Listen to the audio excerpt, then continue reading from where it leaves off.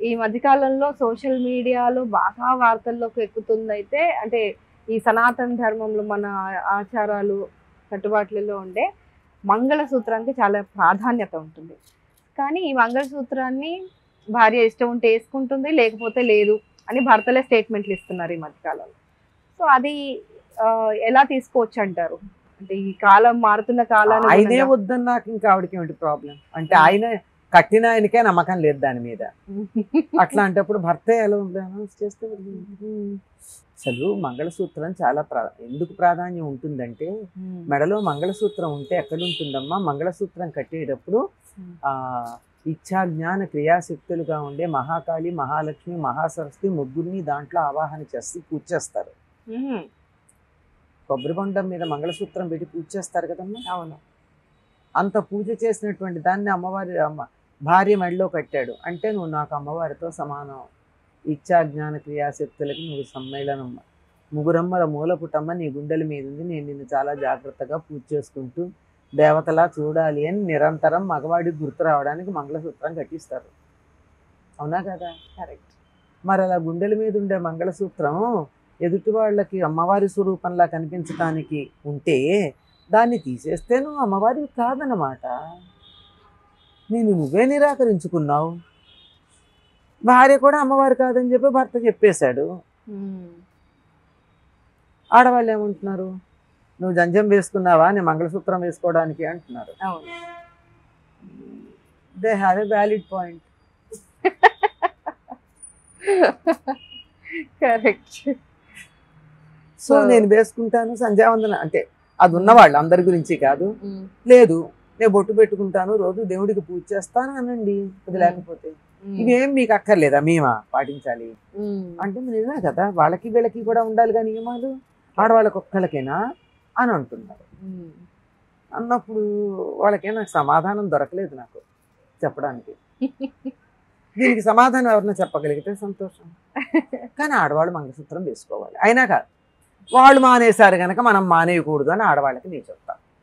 అంతే కదా, వాళ్ళు చెడ్డవాళ్ళు అయితే మనం అవ్వాలని రూల్ లేదు కదా. అంచేత వాళ్ళు ఆ పనులు చేయలేదు కనుక కనీసం నేనన్నా చేసి సంప్రదాయం పాటిస్తాను, వేసుకోండి మంచిది.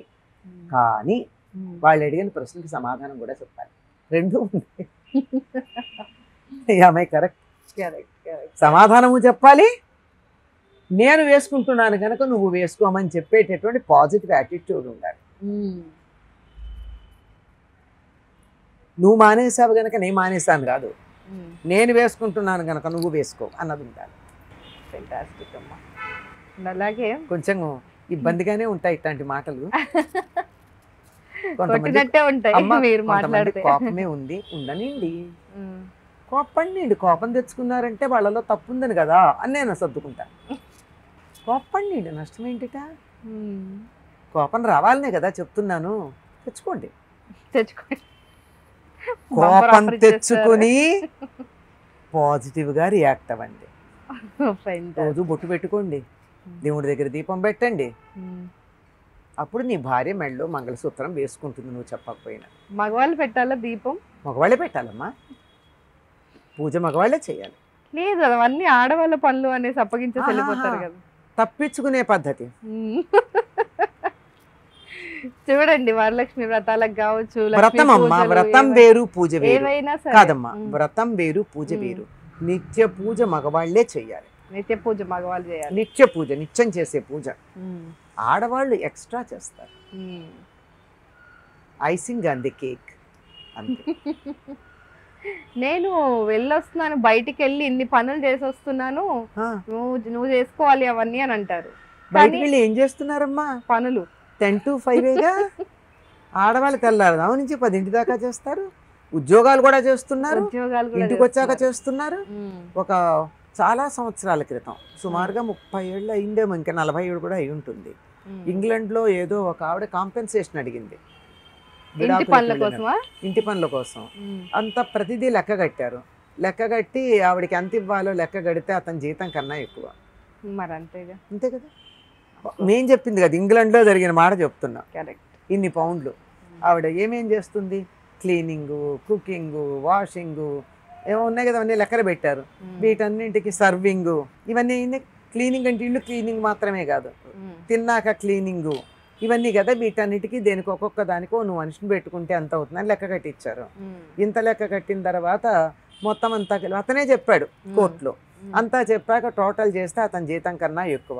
ఇందులో ఎవరు ఎక్కువ సంపాదించారు అని అడిగాడు ఆయన. వీళ్ళేం సమాధానం చెప్పలేదు. ముందర కేసు విత్డ్రా చేసుకుని బయటకు వచ్చారు. తర్వాత ఏమయ్యారో తెలియదు. This has come in all the magazines in those days. అంచేత పని చెయ్యట్లేదని కాదు,